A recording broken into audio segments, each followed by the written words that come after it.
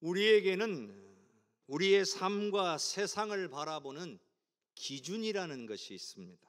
그런데 이 기준은 사람마다 다 다릅니다. 그래서 똑같은 상황을 바라보는데 어떤 사람은 그 상황을 긍정적으로 보기도 하고 어떤 사람은 그 상황을 부정적으로 보기도 합니다. 또 같은 상황을 바라보는데 누군가는 그 상황을 바라보면서 분노하기도 하고 어떤 사람은 그 상황을 바라보면서 뭐 어떠냐고 대수롭지 않게 여기기도 합니다. 왜 이런 차이가 생기겠습니까? 기준의 차이입니다. 기준에 따라서 사람들은 옳고 그름을 결정하는 경우가 많습니다. 그런데 대부분 그 기준이 자기가 되는 경우가 많습니다. 그렇기 때문에 내가 옳다라고 생각이 들면 그건 옳은 거야 라고 말하기가 쉽고, 내가 그르다는 생각이 들면 야, 그건 잘못된 거야 라고 말하기가 쉽다는 거예요. 근데 문제가 있어요. 문제는 내 기준이 늘 공정하고 명확하느냐 이거예요. 근데 여러분, 누구도 절대적으로 공정하고 명확할 수 없다는 거예요. 사람은 누구나 자라온 환경에 영향을 받습니다. 어떤 환경, 어떤 부모 밑에서 어떤 교육을 받고 자랐느냐에 따라서 다 다른 기준이 형성됩니다. 그러다 보니 정반대의 환경에서 자라난 사람들은요, 같은 상황을 바라보면서 전혀 다른 판단을 하게 되는 거예요. 그럼 누가 옳다라고 말할 수 있을까요? 그래서 필요한 것이 모두가 인정할 만한 기준을 만드는 겁니다. 예를 들어 나라는 그래서 법을 만드는 거예요. 물론 사람이 만들었기 때문에 100% 온전하지는 않습니다. 그래서 때로는 좀 마음에 안 드는 구석도 있긴 하지만, 그렇다고 이 법이 필요 없다? 완벽하지 않으니까 나는 법을 거부하겠다? 이렇게 되면 어떻게 될까요? 이 나라가 혼돈의 상태가 되죠. 무정부 상태와 같이 돼버려요. 그러면 결국에는 힘을 가진 사람들이 득세하는 세상이 됩니다. 힘없는 사람들은 부당하게 해를 입는 그런 상황들이 발생하는 거죠. 그런 약육강식의 세상이 되는 거예요. 그런데 신앙인의 삶에도 기준이 존재합니다. 그것은 바로 하나님의 말씀입니다. 오늘 여기 계신 저와 여러분은 하나님의 말씀을 부정하지 않습니다. 아멘입니까? 우리는 하나님의 말씀을 부정하지 않아요. 만약 우리가 하나님의 말씀을 부정한다 그러면 우리는 하나님을 부정하는 거예요. 하나님을 믿는다라고 하면서 하나님이 하신 말씀을 못 믿는다 그러면 하나님 믿는 게 아니죠. 엄밀히 말하면 신앙인이라고 말할 수가 없는 거예요. 왜냐하면 하나님을 믿는다는 건 곧 하나님의 말씀을 믿는 것이기도 하기 때문입니다. 그래서 모든 신앙인은 너무나 당연하게도 말씀을 우리의 삶의 기준으로 삼아야 됩니다. 그러려고 우리를 창조하셨고 그러려고 우리를 구원해 주신 거예요.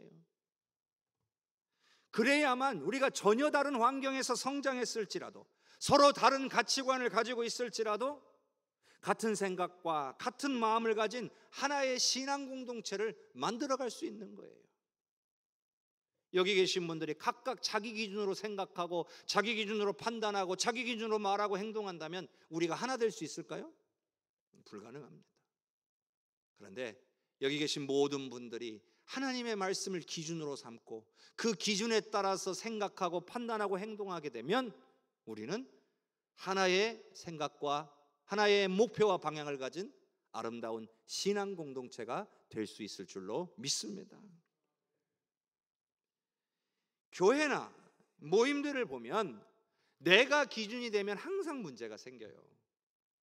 그래서 자기 판단, 자기가 판단의 기준인 사람들 때문에 항상 문제가 생겨요. 나는 옳고 저 사람은 잘못된 거다라고 지적하는 사람들 때문에 문제가 생깁니다. 그런 사람들이 많으면 많을수록 공동체에는 분열이 일어나고 결국에는 깨지고 무너지게 되어 있습니다. 여러분은 이걸 많이 보셨을 거예요. 그런데 어떤 교회가 건강하냐? 어떤 교회가 은혜롭냐? 어떤 교회가 기쁨이 넘치냐? 어떤 교회가 부흥하고 잘 되느냐? 하나님의 말씀이 삶의 판단과 기준이 된 공동체, 그런 교회가 은혜롭고 부흥하더라는 거예요. 오늘 저와 여러분이 하나님의 말씀을 우리의 삶의 판단과 기준으로 삼으실 수 있기를 주님의 이름으로 축복합니다. 자, 아담과 하와 이야기를 한번 해보겠습니다. 그들은 하나님께서 창조하셨을 때 너무나 행복했어요. 그런데 원수마귀에게 속아서 범죄하고 말았습니다. 에덴 동산에서 쫓겨나게 됐어요. 왜? 잘하고 있었는데 갑자기 이들은 범죄하고 쫓겨날 수밖에 없었을까요? 창세기 3장 1절에서 3절까지 우리 한번 같이 읽어보겠습니다. 그런데 뱀은 여호와 하나님이 지으신 들짐승 중에 가장 간교하니라. 뱀이 여자에게 물어 이르되 하나님이 참으로 너희에게 동산 모든 나무의 열매를 먹지 말라 하시더냐? 여자가 뱀에게 말하되 동산 나무의 열매를 우리가 먹을 수 있으나 동산 중앙에 있는 나무의 열매는 하나님의 말씀에 너희는 먹지도 말고 만지지도 말라 너희가 죽을까 하노라 하셨느니라. 마귀는 참 교묘해요. 뱀의 형상으로 나타나서 아담이 아니라 하와에게 접근했죠. 그리고 이런 질문을 합니다. 하나님이 참으로 너희에게 동산 모든 나무 열매를 먹지 말라 하시더냐? 여러분, 이 질문이 상당히 어리석은 질문이에요. 왜냐하면 이미 아담과 하와는 동산 안에 있는 나무의 실과를 잘 먹고 있었어요. 근데 왜 이런 질문을 했을까요? 노림수가 있는 거죠. 하와가 하나님의 말씀을 제대로 알고 있는지 그걸 확인해 보는 거예요. 근데 하와가 어떻게 대답을 했느냐? 동산 중앙에 있는 나무의 열매는 먹지도 말고 만지지도 말라고 하셨고 먹게 되는 날에는 죽을까 하노라, 그렇게 하셨다는 거예요. 근데 이 대답에는 두 가지의 문제가 있어요. 첫 번째는 하나님께서 먹지 말라 하셨지만 만지지도 말라 하신 적은 없으셨어요. 두 번째 문제는 뭐냐면 죽을까 하노라라고 하나님 말씀하신 적이 없고 반드시 죽으리라 말씀하셨어요. 하와가 하나님의 말씀을 제대로 알고 있는 거예요? 제대로 알고 있지 않은 거예요? 제대로 알고 있지 않은 거예요. 이건 아담이 하와한테 잘못 가르쳐 줬거나 혹은 하와가 아담이 말했을 때에 제대로 귀 기울여 듣지 않았다는 거예요. 여기서 마귀는 틈을 발견합니다. 아, 하와가 제대로 알고 있지 못하구나. 죽을까 하노라? 그러면 어떻게 말하겠어요? 하와에게 속삭입니다. 죽지 않아. 그러면서 핑계를 이야기하죠. 그거 먹게 되면 너희들이 눈이 밝아져가지고 하나님같이 되니까 그래서 먹지 말라고 하는 거야. 솔깃해졌어요. 마귀가 역사한 겁니다. 속아서 넘어진 겁니다. 말씀에서 흔들리면 안 되는데, 말씀이 기준이 되어야 되는데 기준이 바뀐 거예요. 내가 기준이 돼버린 거예요. 내 판단에, 내 생각에 그렇네, 이렇게 된 겁니다. 여러분, 하나님의 말씀이 삶의 기준이 되면 거기가 에덴 동산인 거예요.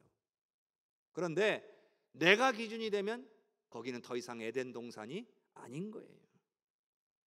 결국 아담과 하와는 자신의 기준에 따라서 판단을 했어요.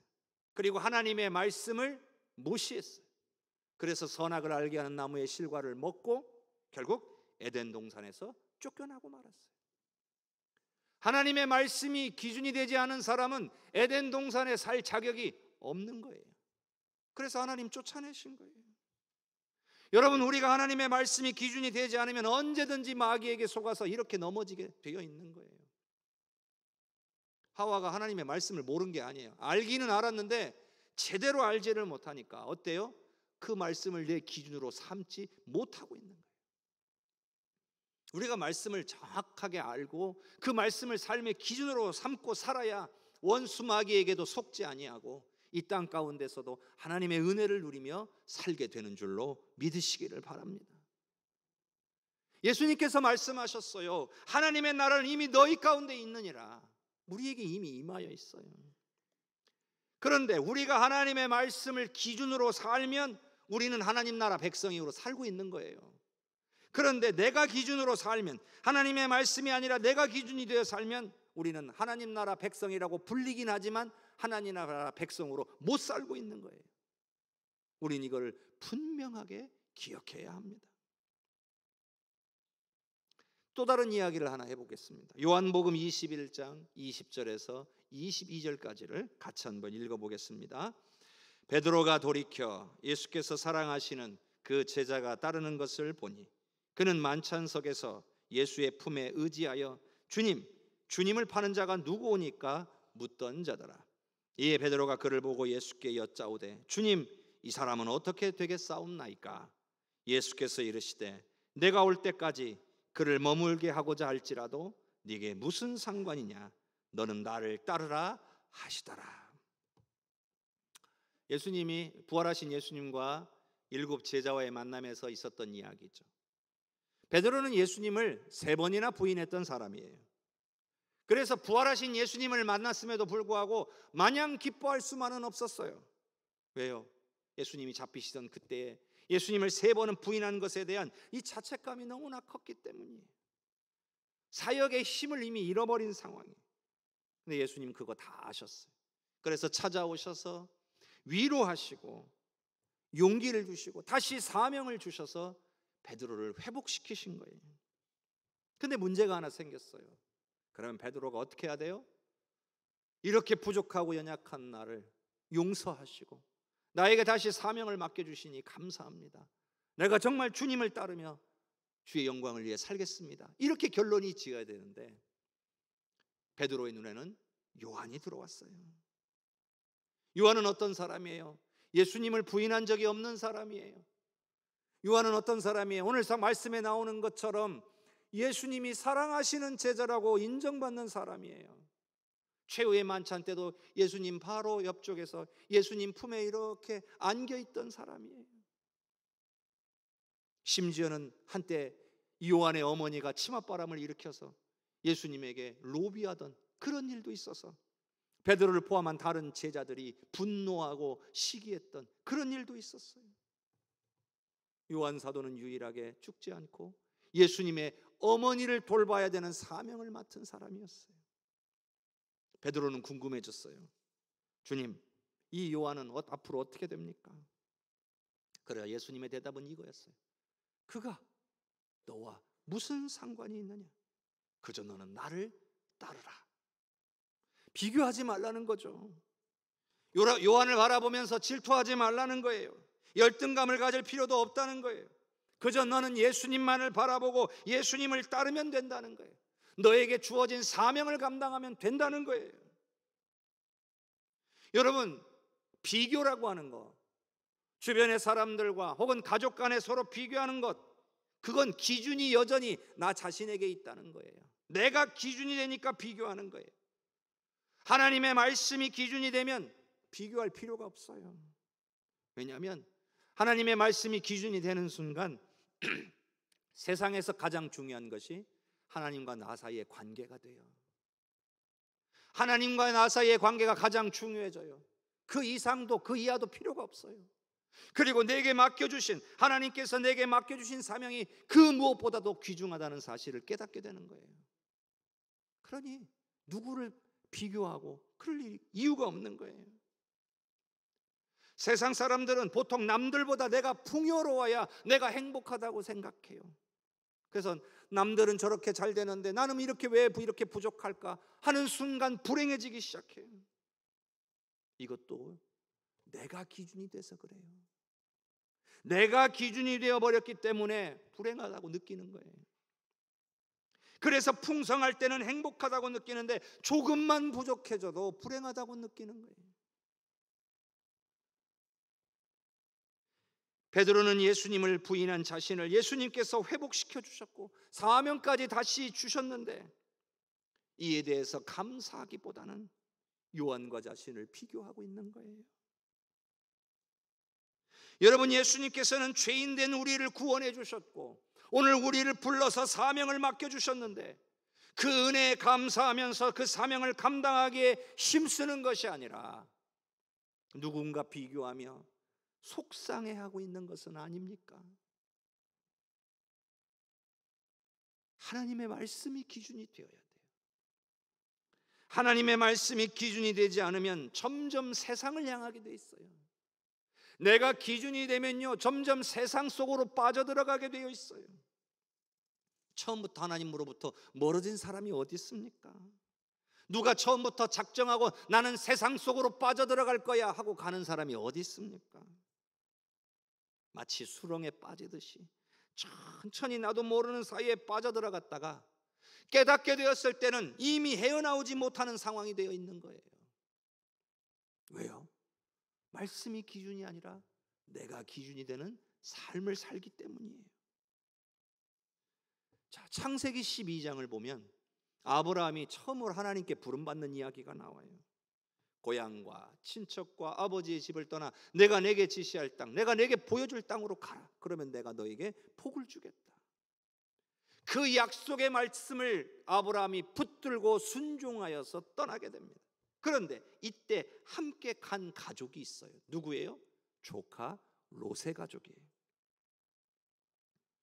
하나님의 은혜로 아브라함과 롯의 가정은 가나안 땅에 도착해서 그곳에 정착해 살면서 풍성한 은혜와 복을 누리기 시작했습니다. 그런데 문제가 생겼죠. 아브라함의 종들과 롯의 종들이 땅과 소유 때문에 자꾸 다투는 거예요. 부딪히는 거예요. 은혜롭지가 않아요. 그래서 아브라함이 택합니다. 야, 우리가 이제 함께 사는 게 좋지가 못하다. 계속 분쟁이 일어나니까 차라리 조금 각각의 삶을 우리가 함께 나눠서 살자. 네가 가고 싶은 대로 가면 나는 다른 쪽을 택하마. 롯이 이렇게 쫙 세상을 돌아보니까 요던 동편 땅이 너무나 기름지고 좋은 땅인 거예요. 그래서 제가 저쪽으로 가겠습니다 하고 갈라서게 된 겁니다. 그런데 어떻게 됐습니까? 롯의 가정에 정착한 소돔성은 너무나 음란하고 타락해 있으며 세속적인 곳이었어요. 얼마나 타락했는지 예외적으로 하나님이 유황불을 떨어뜨려 가지고 소멸시켜 버리기로 결정한 그런 땅이었어요. 아브라함의 중보기도 덕분에 그래도 롯의 가정은 생명을 보존할 수 있었습니다. 그러나 아무것도 가지지 못하고 몸만 빠져나와야 했어요. 눈으로 봤을 때는 풍요로운 땅으로 보였어요. 저기 가면 정말 잘 살 것 같았어요. 잘 될 것 같았어요. 그런데 그렇지가 않았던 거예요. 왜 그렇게 됐을까요? 롯의 가정은 말씀을 따라간 것이 아니고 자신을 따라간 거예요. 자신의 욕망을 따라간 거예요. 롯의 가정이 놓친 게 있어요. 그들의 인생은 하나님의 말씀을 따라간 인생이었다는 사실을 잊어버린 거예요. 하나님이 아브라함에게 말씀하시고 그 약속의 말씀을 붙들고 여기까지 왔기 때문에 하나님이 주신 은혜와 복을 누리게 됐다는 사실을 잊어버린 거예요.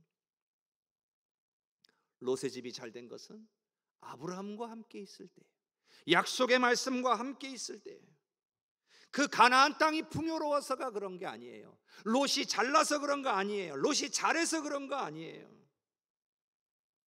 근데 그거를 모르고 눈을 들어보니 소돔 땅이 좋아 보이니까 저기 가면 더 잘 될 것 같았던 거예요. 말씀이 삶의 기준이 아니라 자기 자신이 삶의 기준이 되니까 결국 말씀을 따르지 않고 자신의 기준을 따른 결과는 매우 혹독했습니다. 심지어는 아내마저 소금 기둥이 되고 말았어요.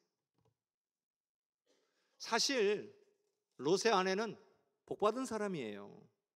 시집 잘 갔잖아요. 당시에 모든 사람들이 하나님을 알지 못하던 시대예요. 그런 시대에 시집가고 보니까 하나님이 택하신 집안인 거예요. 남편도 경건한 사람이고 남편의 삼촌은 하나님 앞에 택함을 받은 사람이에요. 그게 얼마나 강력했는지 아브라함이 갈 때 롯도 따라가겠다고 한 거예요. 남편과 함께 아브라함의 여정을 함께하면서 하나님이 돌보시고 역사하시는 놀라운 일들을 많이 경험했어요. 야, 얼마나 복받은 사람이에요. 설령 잘못된 판단으로 소돔성에 가서 살았지만 어때요? 기회가 살아날 기회가 주어졌어요. 천사가 찾아와서 경고하잖아요. 하나님이 이 성을 심판하실 건데 너희 가정은 빨리 빠져나가라. 잘못된 판단으로 설령 잘못된 길로 왔을지라도 다시 돌아가면 될 기회가 있었어요. 그런데요, 너무 멀리 갔나 봅니다. 소돔 땅에 두고 온 것들이 너무나 아까웠나 봅니다. 하나님의 은혜로 받은 건데 자신의 손으로 이룬 거라고 생각했나 봅니다. 그래서 뒤돌아보지 말아라. 미련 두지 말아라. 너의 앞길은 하나님이 인도하신다. 그런데 그 경고에도 불구하고 미련을 버리지 못해서 뒤돌아봤다가 그만 소금 기둥으로 변하고 만 거예요. 여러분, 이것이 바로 말씀을 따르지 않고 자신의 기준을 따라 산 사람들의 결론이에요. 사실 롯의 잘못도 크죠. 처음부터 아브라함을 안 떠났어야 돼요. 또 아내를 바르게 이끌었어야 되는 거예요. 아담이 하와에게 하나님의 말씀을 잘 못 가르쳐 준 것처럼 롯도 아내를 잘못 이끌어 준 거예요. 오늘 본문 말씀을 보면 예수님께서도 분명하게 이렇게 말씀하시잖아요. 자, 누가복음 17장 32절을 함께 읽어봅니다. 롯의 철을 기억하라. 왜요? 이렇게 되지 말라는 거예요. 하나님의 말씀을 삶의 기준으로 삼고 말씀을 따라 살라는 거예요. 절대 자신을 기준으로 삼아서는 안 된다고 한 거예요. 자기 자신이 기준이 되면 결국 롯의 아내같이 된다는 거예요. 여러분, 우리 기독교 신앙은 종말을 준비하는 신앙이에요. 주님의 다시 오심을 준비하는 신앙입니다. 롯의 아내와 같이 세상의 가치와 미련의 관심만을, 세상의 가치에 미련과 관심만을 두고 살다가 주님 갑자기 오시면 어떻게 할 겁니까? 그때는요, 후회해도 소용이 없습니다. 주님은 언제 오실지 알 수 없어요. 그래서 성경은 항상 우리에게 항상 깨어 있으라고 말하고 항상 준비되어 있으라고 말씀하는 거예요. 예수님께서 비유로 말씀하셨듯이 슬기로운 5 처녀와 같이 기름을 준비하는 그런 자세로 우리의 삶을, 주님 오심을 준비하며 살라는 거예요. 신랑 되신 주님이 언제 오실지 알 수가 없으니까. 그런데 이 세상은 어떤가요? 자, 누가복음 17장 26절에서 30절까지를 같이 한번 읽어보겠습니다. 노아의 때에 된 것과 같이 인자의 때에도 그러하리라. 노아가 방주에 들어가던 날까지 사람들이 먹고 마시고 장가들고 시집가더니 홍수가 나서 그들을 다 멸망시켰으며 또 롯의 때와 같으리니 사람들이 먹고 마시고 사고 팔고 심고 집을 짓더니 롯이 소돔에서 나가던 날에 하늘로부터 불과 유황이 비오듯 하여 그들을 멸망시켰느니라. 인자가 나타나는 날에도 이러하리라. 아멘. 노아의 심판의 때도 소돔의 심판의 때에도 공통점이 있어요. 오늘 말씀도 보면 26절에 인자의 때에도 그러하리라. 30절에 인자가 나타나는 날에도 이러하리라. 다 똑같다는 거죠. 뭐가 똑같을까요? 심판이 임할 줄을 모른다는 거예요.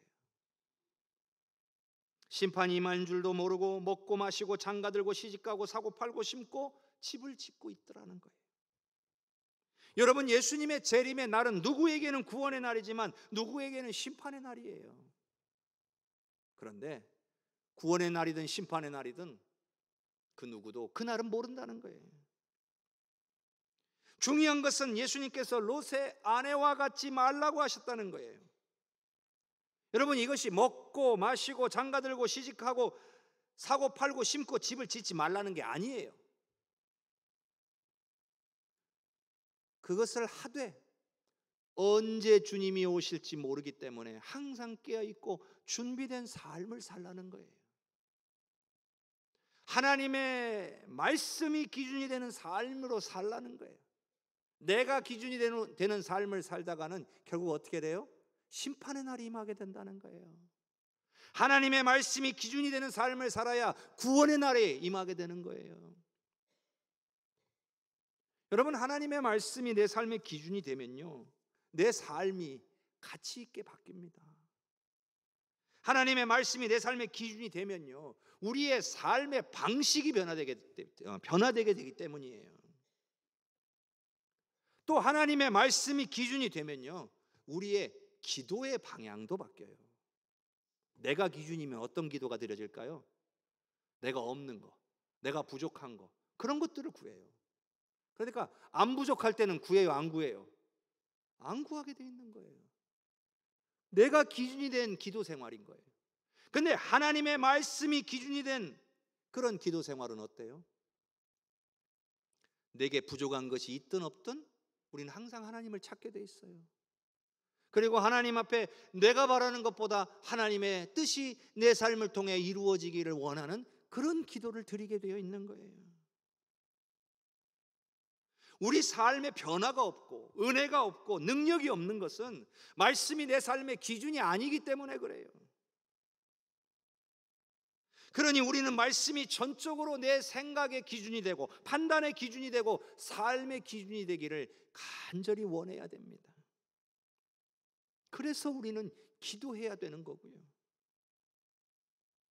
말씀이 내 삶의 기준이 될 수 있도록 성령의 도우심을 간절히 구해야 된다는 거예요. 가만히 있으면 저절로 내가 말씀이 내 삶의 기준이 되지 않아요. 성령께서요, 말씀을 깨닫는 은혜가 임하도록, 말씀이 하나님의 음성으로 들릴 수 있도록 성령께서 역사해 주시라고 간절히 기도해야 된다는 거예요. 그래서 그 말씀이 깨달아지면, 그 말씀이 믿어지면 그때부터는 어떻게 해야 돼요? 그 말씀을 붙들고 기도해야 되는 거예요. 말씀이 온전히 믿어지도록, 말씀대로 순종할 수 있도록, 말씀대로 역사해 주시도록 간절히 기도해야 되는 거예요. 여러분, 은혜는요 절대로 저절로 오지 않습니다. 은혜는 사모하는 자에게 부어지는 거예요. 간절히 구하는 자에게 부어지는 거예요. 말씀이 내 삶의 기준이라는 것을 확실하게 믿고 말씀을 구하고 말씀을 붙들고 기도하는 성도가 되어야 할 줄로 믿습니다. 그래야 놀라운 은혜를 경험할 수 있어요. 참된 하나님 나라 백성으로 살아갈 수 있는 거예요. 주님 오심을 잘 준비할 수 있는 거예요. 여러분, 주님이 내일 오신다고 한번 생각해 보세요. 진짜로 주님이 내일 오신다 하고 한번 생각해 보세요. 그러면 오늘 어떻게 살 거예요? 주님이 나 살아계신 동안에 오겠어? 이렇게 생각하는 사람하고 주님이 내일 오실지도 몰라, 그러니 오늘 어떻게 살아야지? 이렇게 생각하는 사람하고 같을 수가 없어요. 근데 초대교회 성도들은 늘 이 마음으로 살았어요. 주님이 곧 오신다 하셨거든요. 그러니까 진짜 곧 오실 것 같은 거예요. 그러니 오늘 어떻게 살까? 여러분, 오늘 우리도 이 마음으로 살아야 돼요. 슬기로운 다섯 처녀처럼 준비되어야 돼요. 우리는 하나님 나라 천국에 들어가야 될 사람들인 거예요. 그러니 여러분, 이 땅 사는 동안에 영원한 것을 위해서 사시겠습니까? 아니면 이 땅에서 잠깐 쓰다가 두고 갈 썩어질 것들만을 위해서 사시겠습니까? 말씀이 기준이 되지 않으면, 내가 기준이 되면 우리는 영원을 위해서 사는 게 아니라 이 땅에 썩어질 것만을 위해서 살아가게 됩니다. 하나님의 말씀엔 관심이 없고, 하나님의 마음에는 관심이 없고, 나를 향한 하나님의 뜻에는 관심이 없고, 그냥 잘 먹고 잘 살고 평안하고 안전하고 건강하게 살다 가고 싶은 마음밖에 없는 거예요. 하나님은 그렇게 우리를 부르시지 않았어요. 우리를 너무나 사랑하시고 우리와 함께 하시기를 기뻐하시고 우리를 통해서 하나님의 놀라운 일들을 이루기를 원하셔서 우리를 부르신 거예요. 근데 말씀이 기준이 되면 다 해결돼요. 말씀이 기준이 되면 은혜가 부어지기 시작하고요. 말씀이 기준이 되면 하고 싶어져요. 주님의 마음이 우리 안에 생기고요. 주님이 원하시는 일들을 할 수 있게 되는 거예요. 그러니 우리가 할 것은 은혜를 사모하는 일이에요. 하나님의 말씀을 통하여 큰 은혜 주시라고, 더 큰 은혜를 사모하는 일이에요. 그것만 잘하면 돼요. 그러면 주님이 역사하실 거예요. 말씀을 통해 여러분에게 하나님의 음성을 들려주실 거고 하나님의 마음을 여러분 안에 부어주실 거예요. 그러면 여러분이 하나님의 일을 할 수 있게 될 거예요. 여러분의 삶 속에서 내가 할 수 있는 하나님의 일을 깨닫게 하실 거예요. 이 나이에 무슨, 그게 아니에요. 그 생각조차도 우리 하나님의 뜻과 계획을 우리가 맡고 있는 거예요. 그런 거 다 내려놓고 나는 그저 주님 앞에 서는 그날까지 하나님의 은혜를 사모하며 하나님의 말씀을 기준으로 삼고 하나님이 가르쳐 주시는 대로, 깨우쳐 주시는 대로 살면 된다. 그것이 오늘 저와 여러분의 고백이요, 여러분이 가장 사모하는 것들이 되실 수 있기를 바랍니다. 반드시 하나님이 우리를 통하여 하나님이 귀하신 일들을 이루시고 은혜 베풀어 주실 줄로 믿습니다.